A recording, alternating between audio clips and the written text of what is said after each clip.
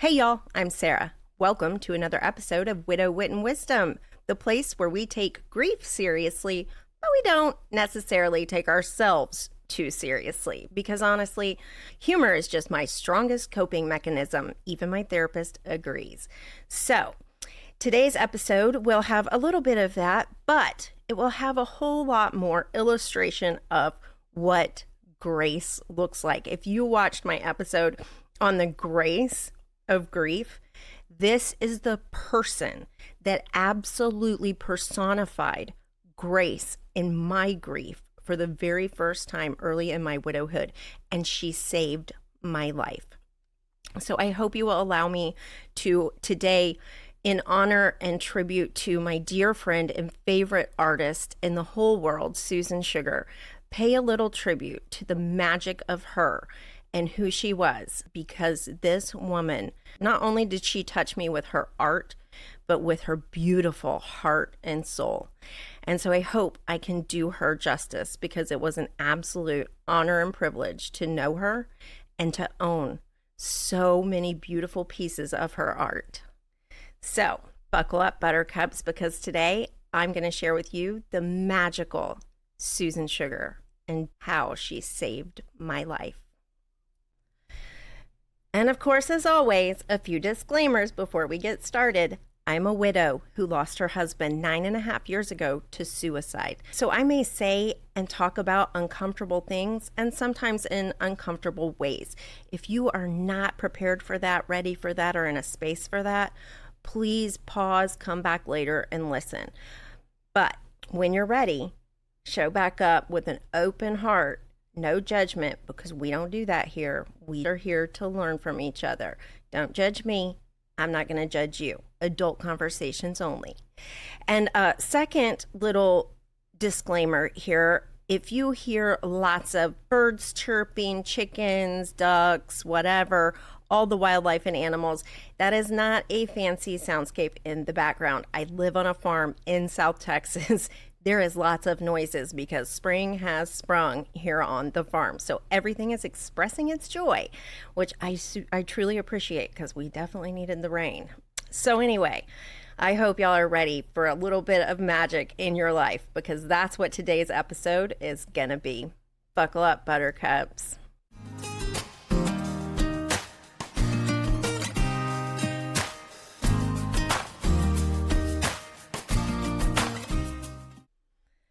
Oh, first of all, y'all, please excuse my voice and everything else. I am still exhausted and recovering from my road trip that I'm about to tell y'all about. So please excuse me while I just try to do the best I can to pay tribute to one of the best people I have ever met in my life, and whose send off as a grief coach, as a widow, as a person, her send off was absolute perfection. It was everything that Susie would have ever painted, honestly. And I can't wait to share the magic of not only just this trip, her send off, but of Susie, because from the moment I met Susie, I fell in love with her. Not just that art, but who she was. To me, Susie was just an ethereal being. So finding out that Susie had passed, I almost didn't even really, I felt it, but almost instantly just my heart smiled, because I was like, oh, you get to see the sunrise and the sunset from the other side. Now I want to know what you're painting up there. I'm going to miss you. So when I found out, I reached out to a close mutual friend of ours and said, I don't know what the plan is, but keep me in the loop if you can, because I don't know if I can make it, but I would at least like to try or send something. So let me know. And he said, oh yeah, I'll keep in touch. Susie really loved you. And that instantly just my heart soared, because to be loved by Susie was so meaningful to me, because love is not enough for what I felt for Susan Sugar. She was just magical again. So a few days later, I heard back from him, and he said, here's the dates, things are progressing, and it was about 10 days away. And I just thought to myself, 10 days, there is no way I'm going to be able to make this happen. Get everything organized here on the farm, figure out where I would stay in Key West, how I'm going to get there. I don't know if I can do that. like things would have to really work out perfectly, like magically and miraculously. Wouldn't you know it, between Susan Sugar, my late husband, and the Lord, things miraculously did work out. And while I couldn't fly, getting flight in there that late, it was just way too expensive. I did not have the money for that. And getting a room was impossible because it was also Songwriters Festival weekend. I had a dear friend there that allowed me to crash on her couch. And once again, I am very good at road tripping. And for Susan Sugar, it was worth it. And so I was like, okay, if I can find people to help me on the farm, I can maybe do this. But it wasn't looking good as far as that. So I went and going, oh, I don't know if I'm going to make it. But I told him, like, I'm going to try. I just have to find somebody to cover the farm. And another day or two went by, and I get a text message from a number I don't know. And it just simply says, hello, Sarah. This is a friend of Susan's helping to get word out about this. This is an intimate gathering of her dearest people. We hope to see you there. And she attached the invitation, which of course had one of Susie's beautiful watercolors on it. And I just said, oh God, I have to be able to do this. To be included in the actual invitation of Susie's dearest people, that was, I felt so privileged and honored to be included in that. Susan Sugar had a lot of people, but she included me and her dearest people. I felt so honored and privileged. And so from that point on, I was just like, I have got to figure out how to get down there. And I messaged my son, who knows how much I love Susan and of course her art, and who also truly loved her too. And he said, no matter what, Mom, you've got to get there. So don't worry about the farm. I will take care of it. I will figure it out. Don't worry about it. I've got it. And he helped me figure everything out. And I was able to road trip down to Key West and make it for Susie's send off, which, like I said, was every bit as magical as Susie herself. It was pure perfection. I'm sure she probably orchestrated it like that, but I stood on that pier just thinking to myself, I bet you're up there painting this scene right now because it must be perfect. There was a full moon setting over the water behind us. Dawn broke beautifully in front of us, and we were all dressed in white, passing her urn down, sending her off down the pier one more time. And it was the most magical moment. And I just sat there and soaked it in. And I was so grateful that things worked out the way that they did in order for me to be there for her and witness that. Again, it was just such an honor and a privilege. And as I stood there, I just kept saying that to myself. I can't believe this all worked out. I can't believe this is just more Susie magic. And I'm standing here with all of these people and none of them recognize me. I know who they are.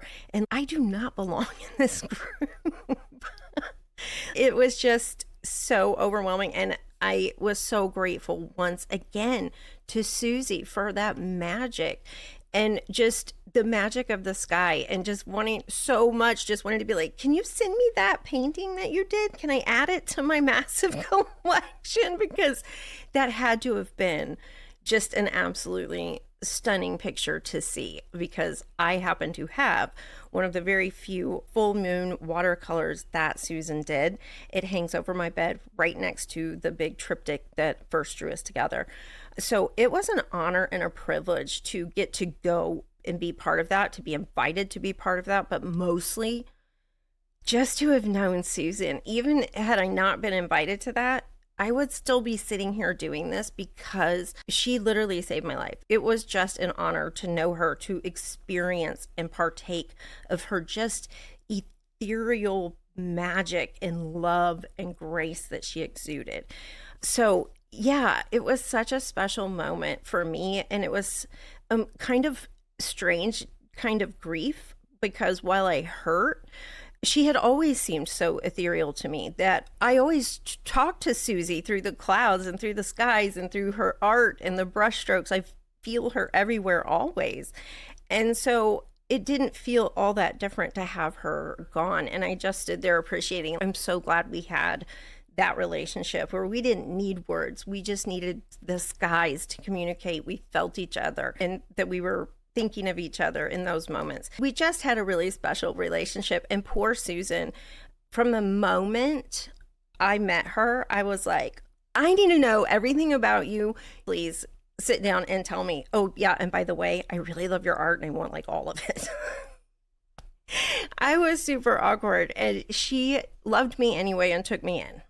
To say the least, Susan and I connected very quickly on many levels and became very good friends. And I am so grateful that we did. Our mutual friends asked me later, we were texting back and forth after I had left, because after we had the whole Pier moment, which was just magical, we all walked over to Salute on the beach and had a little reception and people were talking. And later when I was messaging with my friend and he was like, why didn't you speak? You and Susie had such a beautiful relationship. Why didn't you speak?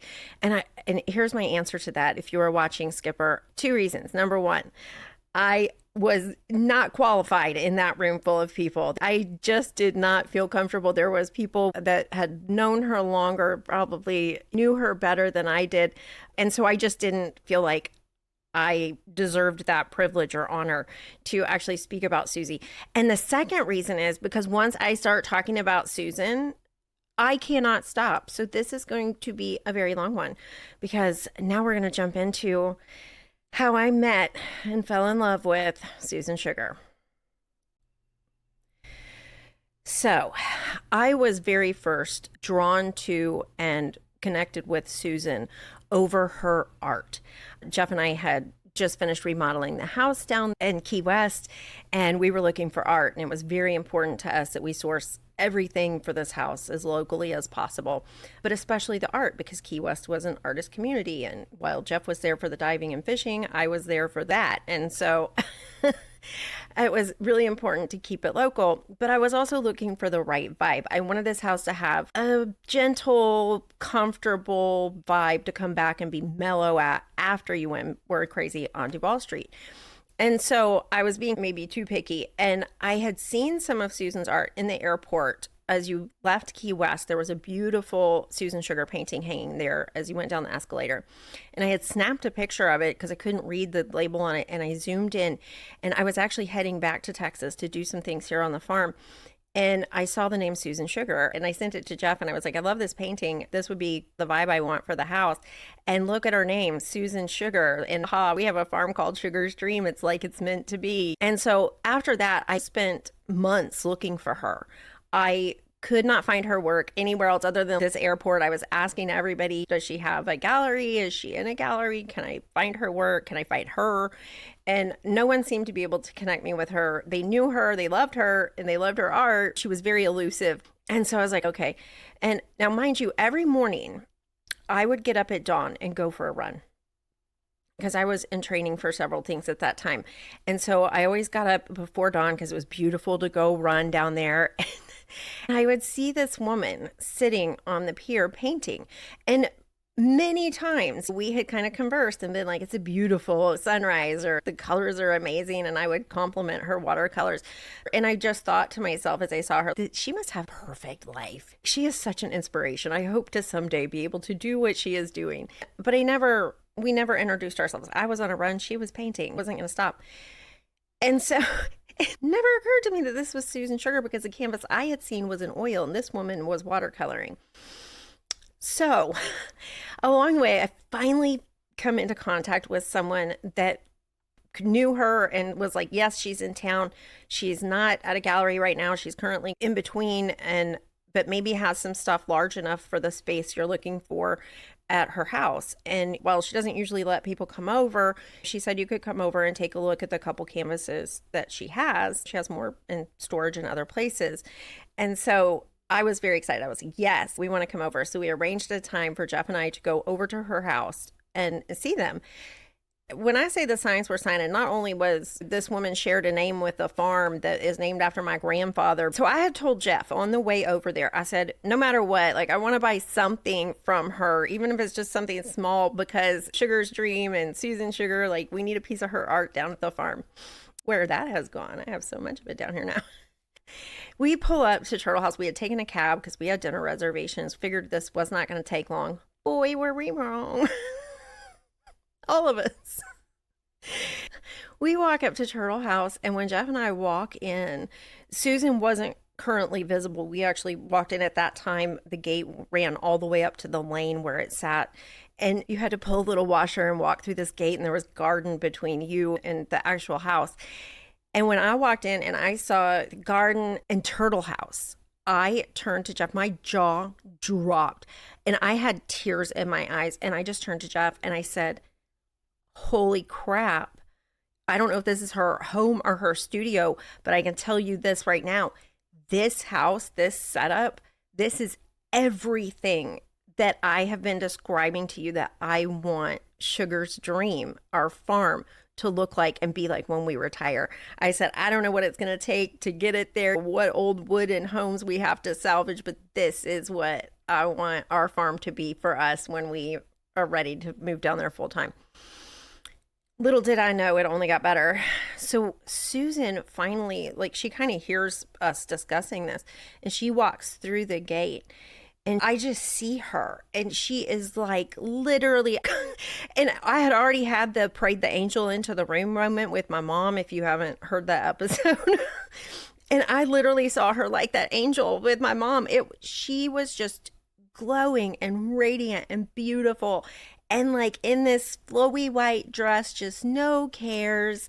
And I was like, instantly, again, I need to know you and I need to see your house because this is, and I said this to her, I said, this is everything I've dreamed of for our farm, which happens to be named Sugar's Dream. Like, I was meant to be here today. And I said, I know it's an imposition on you for us to be in your home, but I feel like I was meant to be here, which is so weird. Like, I never said shit like that back then. I will now, but, and Susan just went, you have a farm named Sugar's Dream in Texas? And she said, I was so prepared not to like you, but suddenly I want to know all about it. And I fell in love with instantly, again, her yard and everything. So I was asking about all the plants. We eventually got to the art, which just made it better. But I fell in love with the spirit of Turtle House. I said, you can just feel your magic here. I said, I feel so at peace, so at home, and so safe in this space. I said, this is exactly what I want the farm to feel like.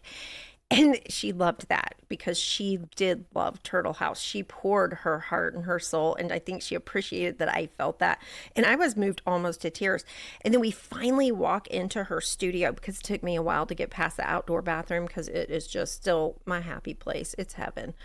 And we walk into her studio and several of her canvases were sitting there. She had set a few of the bigger ones out and they weren't quite right for the space specific. They were perfect for the vibe I wanted. And I did actually pick one, but I was looking for a specific piece for a specific space to be a centerpiece behind this sofa that was inset. And I turn around and she had a piece. It was just a work in progress. And it was a huge triptych and it was just leaning against the wall. And you could tell she was working on it. And I saw that thing and I went, that's it. That is it. That is the perfect size. That is the perfect shape. That is the perfect painting for my space. I need that one. And she just looks at me and goes, you like that one? She said, it's not finished yet. And she said, you can't have it anyway. It's a commission for someone else. And I'm still not finished with it. I haven't really been feeling it. And I was like, I love it. It's fantastic. And I said, you're not finished with it?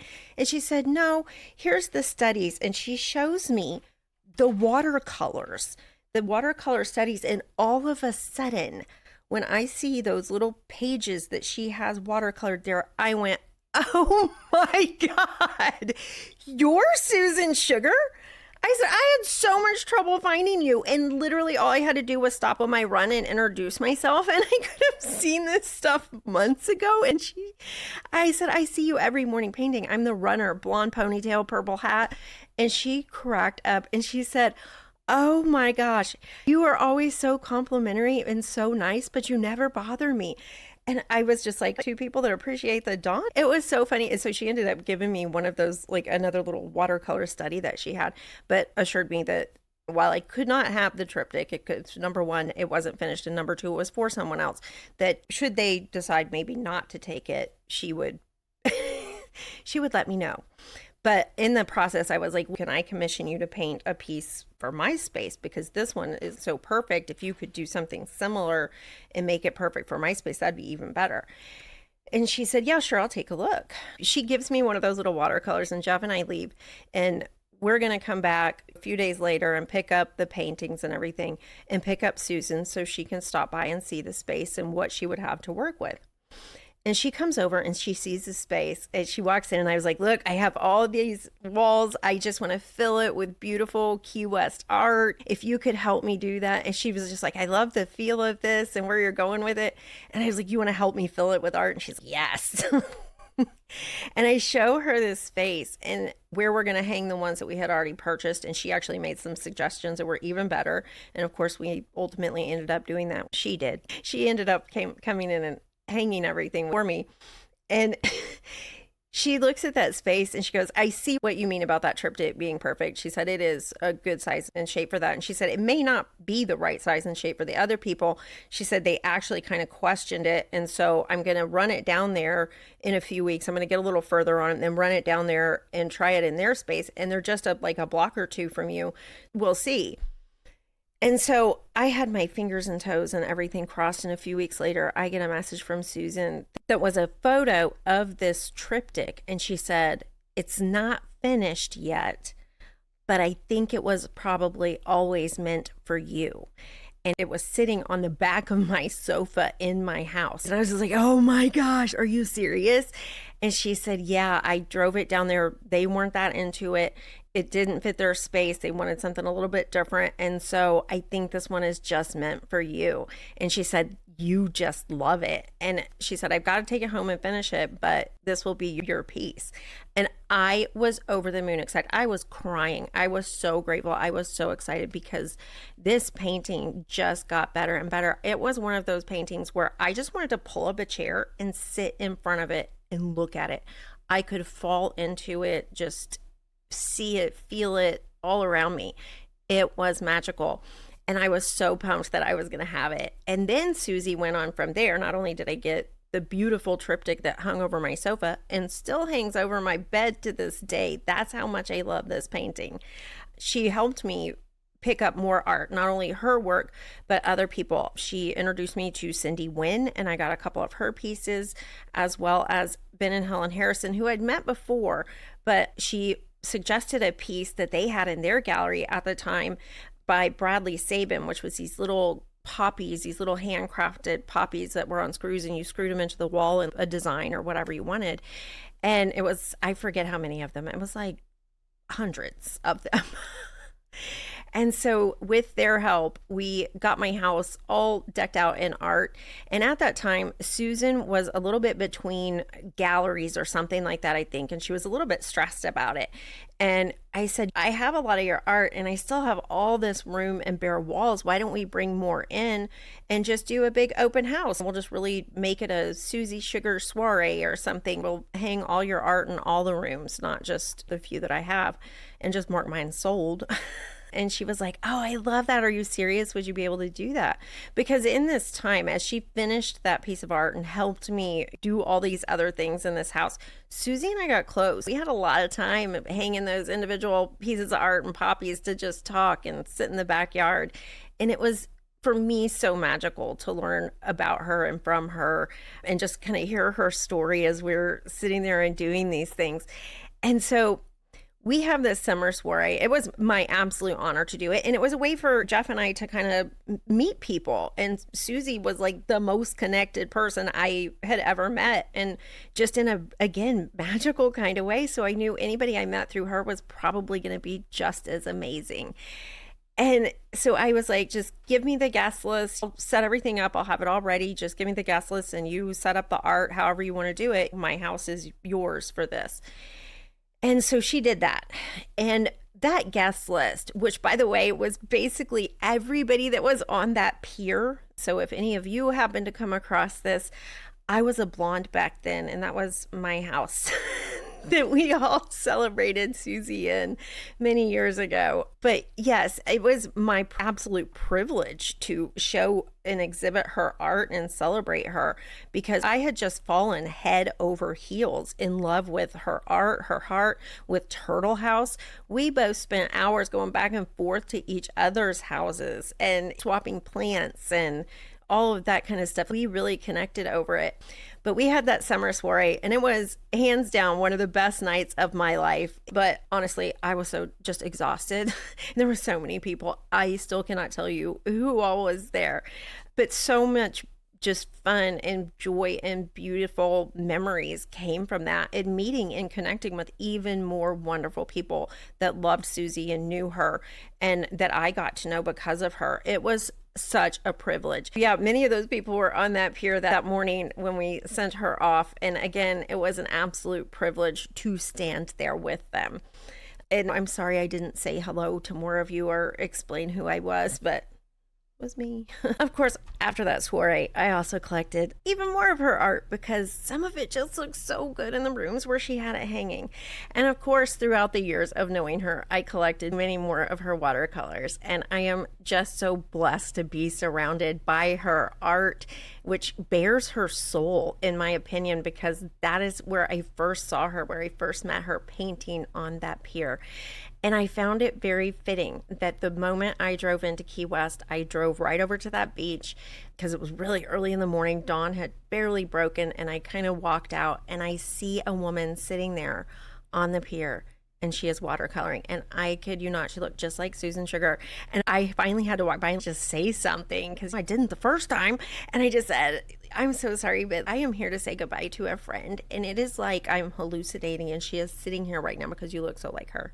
So I was, again, super awkward with someone I just met. And she said, oh, we're talking about Susan Sugar. And I was like, yeah. And she knew her too. Anyway, so I felt like it was a perfect ending, kind of like Susan sent me that to say goodbye and to let go a little bit, like kind of knew my heart needed it in that moment. And so again, just always with the magic with this woman.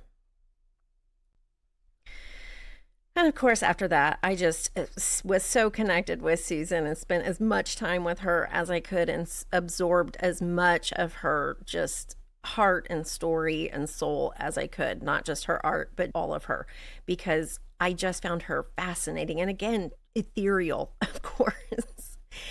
And so after that, I did attempt my hand at watercoloring, and I still kind of try it to this day. I did take 2 of her summer solstice watercolor classes, which again, just learned so much from her, and learned how to, even though I wasn't that good at the watercolors, that I was better at just letting her handle that and hang them in my house.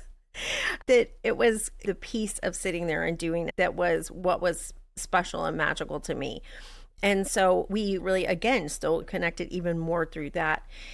And then, of course, a few years later, the magic burst in my life when Jeff died. And a few months after Jeff passed, I had to sell the house in Key West, and there was like this huge legal thing going on. And of course, he had died by suicide. So there was a lot of grief and stress. Susan reached out to me immediately and said, oh, Sarah, my heart is shattered for you. Let me know how I can help you. And while at the time the brain fog was too thick, later down the road, a few months later, when I had to sell that house, I hit her up and I said, hey, I'm going to be down there. I'm selling the house. I've got to pack everything up. I'd love to see you while I'm down there. And she said, I will help you pack. Let me know the dates. Like, the movers are coming. I'll be there. I have a couple gallery openings and some stuff going on, but you can just come with me to all of that, because I want to hang out with you. And so I was just kind of, we'll see. I'm not in really a hangout space, but we'll see. It turns out that really saved me, because I got down there and it was a place that I had socialized with just Susie before. Jeff wasn't always there as much as I was. And so I often socialized either alone or with Susan. And the very first night when I landed, and again with the signs and the magic, she was having a big show opening or something at the studios of Key West, which I loved. I had taken her classes through that. I had been a member. I had met a lot of people there. And she was having an opening there with Cindy Wynn, who they had shown together at my house. And I loved it. And so I was like, this is a special moment. I really need to try to go to this. And even though I was like super scared to try to do it by myself, I was like, Susan's going to be there. I always feel peaceful with Susan. I've got this.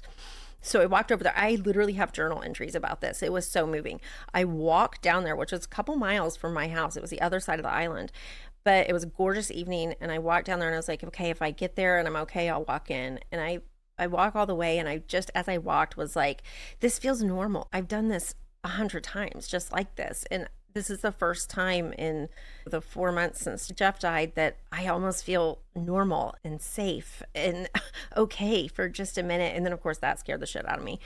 But I get there and I see everyone inside and I see Susan and I had to go. I walked in and I was like, yes, I've got this. And I walked in and I see her and she hugs me and she's, oh my gosh, you made it. And I was like, I had to be here. And then kind of hugged her, talked for a second, and I knew I was going to be seeing her the next day. So I kind of moved on quickly and greeted a few other people. Of course, said hello to Cindy and admired the work and just enjoyed the moment and the kind of being lost in a crowd where no one was asking me about my widowhood, my grief, or Jeff. And I just got to be a normal art patron. And it felt so good to me. It was so freeing.